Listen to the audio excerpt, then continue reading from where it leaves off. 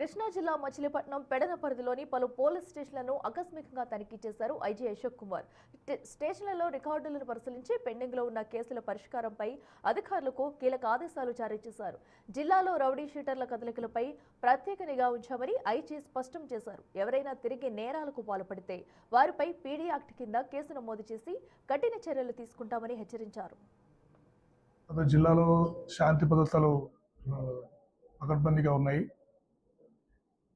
తర్వాత crime against women కానీ గంజాయిని కంట్రోల్ చేయడానికి ఇవన్నీ కూడా ఎస్పీ గారు పటిష్టమైన చర్యలు తీసుకుంటున్నారు.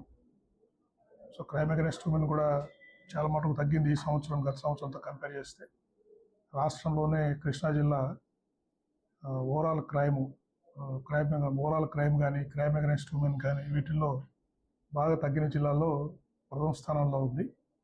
ఇక్కడ సిబ్బంది అందరూ జాగ్రత్తగా పనిచేయడం వల్ల ఇది సాధ్యమైంది.